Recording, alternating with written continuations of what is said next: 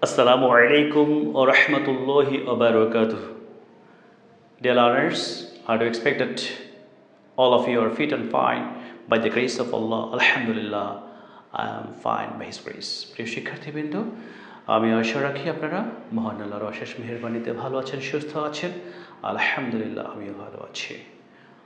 Dear learners, you know that we have been practicing the rules of simple complex compound. আপনারা জানেন যে আমরা simple complex compound এর নিয়ম আলোচনা করছিলাম।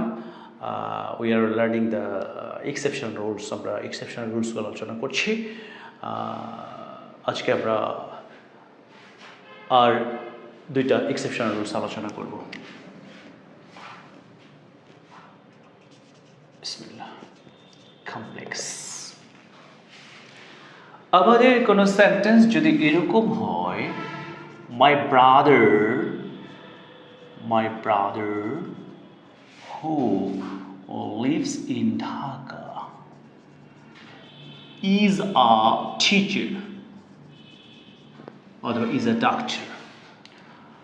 আমরা এর আগের নিয়মে আলোচনা করেছিলাম যে কোনো সাবজেক্টের যদি if the subject has active power, আমাদের যদি কোনো সাবজেক্টের অ্যাক্টিভ পাওয়ার থাকে, আমরা just we will omit the relative pronoun and ing will be added after the verb।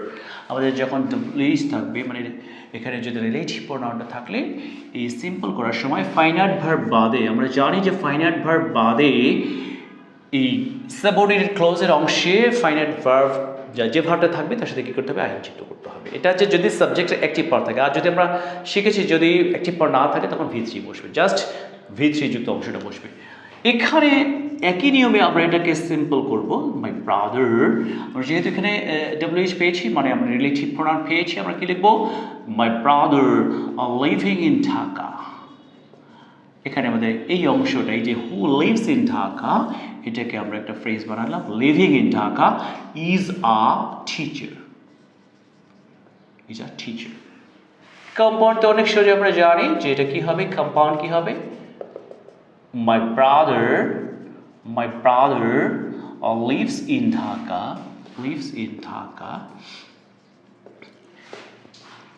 and he is a teacher। আমরা যদি আরেকটা ক্লোজ করবো, অবশ্যই এখানে সাবজেক্ট নিয়ে আসতে হবে, and he is a teacher।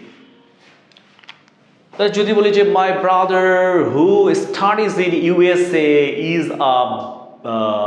is an engineer, তখন কি লিখবো, my brother studying in USA is an engineer। তো আমাদের এটা সোজা নিয়ম, আমরা যেটা এর আগেও শিখেছি নিয়মটা, যে রিলেটিভ প্রোনাউন থাকলে সেটা তুলতে ভার্বটা সাথে করতে হবে, আইন যুক্ত করতে হবে। এখানে this is a subordinate clause here, these subordinate clauses have been changed into a phrase। Principal clause is a teacher, এটা এই অবস্থায় থাকলো। কিন্তু আমাদের সেন্টেন্স যদি এরকম হয় যে my brother who is a teacher lives in Dhaka।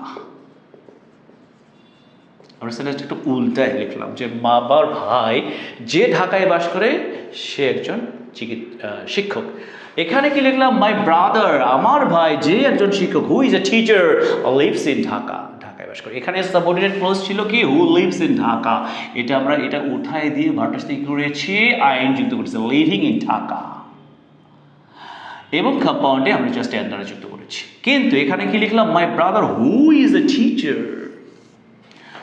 কোনো কমপ্লেক্স সেন্টেন্সে কোনো সাবজেক্টের যদি কাজের বর্ণনা দেওয়া হয়, সে কী করে, তার পদবি কী, তার ডেজিগনেশন কী, অথবা তার ওয়ার্ক কী, তার কাজ কী, আমরা এখানে কি লিখলাম, my brother who is a teacher, my brother who is a doctor, my brother who is an engineer, Runa Laila who is a great singer, Shakib Al Hasan who is a cricketer. তো এই ধরনের আমরা যদি তাকে বর্ণনা দিই, মানে সে কি করে, এবং সেক্ষেত্রে অবশ্যই এই জায়গাটাতে কি থাকবে, বি ভার্ব একটা থাকবে, এখানে বি ভার্ব থাকবে। সেক্ষেত্রে আমাদের এই সাবজেক্টের পরে এই WH ওয়ার্ড এবং এই বি ভার্বটাকে উঠাই দিতে হবে। আমরা কিভাবে লিখবো, সংক্ষেপে, এটা খুবই গুরুত্বপূর্ণ একটা নিয়ম, মাই ব্রাদার, এবং এরপরে the noticeable thing is we have to use a comma দিতে হবে। আমার ভাই কি, টিচার, আবার কমা ইউজ করতে হবে, লিভস ইন ঢাকা। এবং কম্পাউন্ড কি হবে? কম্পাউন্ড অনেক সোজা। আমরা কি লিখব? my brother is a teacher, my brother is a teacher and he lives in Dhaka, তাহলে আমি যদি লিখতে চাই Shakib Al Hasan who is a cricketer lives in Magura, Shakib Al Hasan comma a cricketer comma lives in Magura। আমরা লিখলাম Sachin Tendulkar who is a cricketer lives in Mumbai, Sachin Tendulkar comma a cricketer lives in Mumbai। তারপর যদি লিখি যে কমপ্লেক্সে লিখলাম, আমরা লিখলাম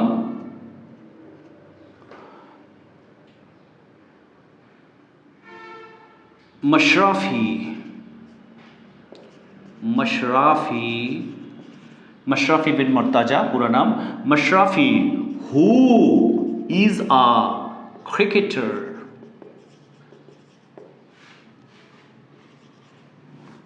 cricketer, lives in Norail or is called Norail Express or is a whip of National Parliament now, is an MP। তাহলে আমরা এভাবে লিখতে পারি is an MP।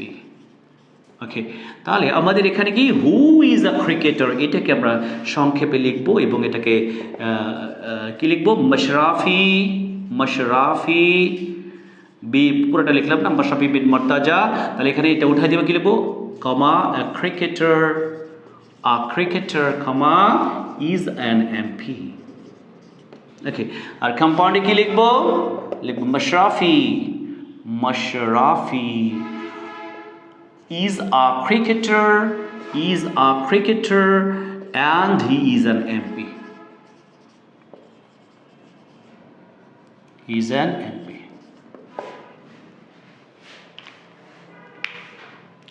আমরা এভাবে যদি দেখি cricket which is an exciting game is a popular sport in Bangladesh, cricket comma an exciting game comma তারপরে is a popular game in Bangladesh।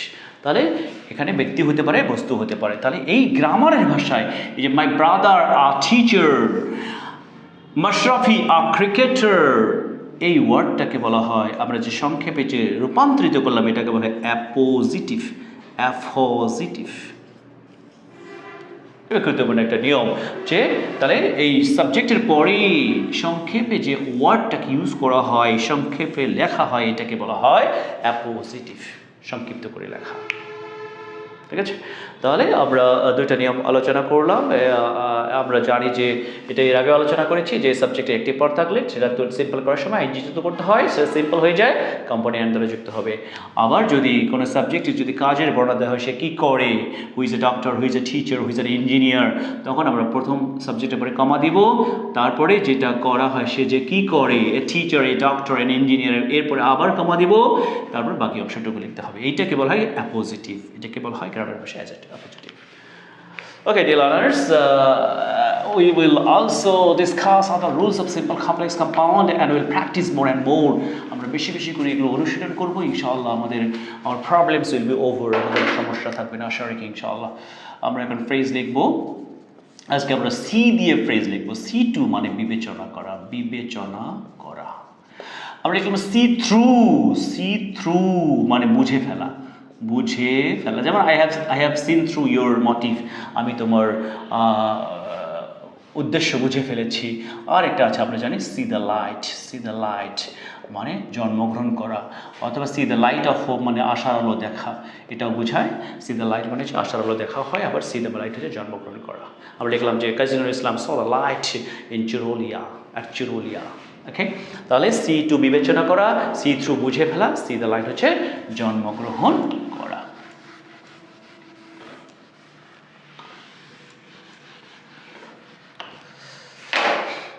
আউযু বিল্লাহি মিনাশ শাইতানির রাজিম, বিসমিল্লাহির রহমানির রহিম। আমরা এখন একটা ধর্মীয় আলোচনা করব ইনশাআল্লাহ। আমরা জানি যে কোরআন মাজিদের there are many important surahs in Quran। আমরা জানি অনেক কোরআনে অনেক গুরুত্বপূর্ণ সূরা আছে, তার মধ্যে সূরা ইয়াসিন, সূরা কফ, সূরা মুলক। আমরা জানি প্রত্যেক রাতে সূরা মুলক পড়ব ইনশাআল্লাহ। আর আমরা জানি যে জান্নাতের জাতীয় সঙ্গীত হচ্ছে সূরা আর রহমান।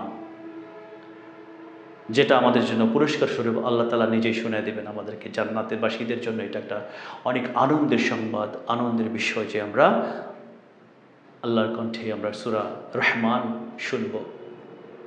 সো এখানে একটা গুরুত্বপূর্ণ আয়াত হচ্ছে ফাবি আইয়ি আলাই রাব্বিকুমা তুকাযযিবান। আমরা এটা অবশ্যই মুখস্থ করার চেষ্টা করব সূরাটা। এর অর্থ হচ্ছে, হে জিন ও মানব, তোমরা উভয়ে তোমার আল্লাহর, তোমার সৃষ্টিকর্তার, তোমার প্রতিপালকের কোন কোন নিয়ামতকে অস্বীকার করবে। আমরা আল্লাহ তাআলা পৃথিবীতে এত নিয়ামত দিয়েছেন, আমরা এটা কখনোই অস্বীকার করতে পারবো না। অনেক গুরুত্বপূর্ণ একটা সূরা, আমরা এটা অবশ্যই দেখে দেখে পড়ার চেষ্টা করব, অবশ্যই মুখস্থ করার চেষ্টা। কামারের পরে সূরা আছে সূরা রহমান, এর পরে সূরা ওয়াকিয়া, আমরা জানি রহমানের পরে সূরা।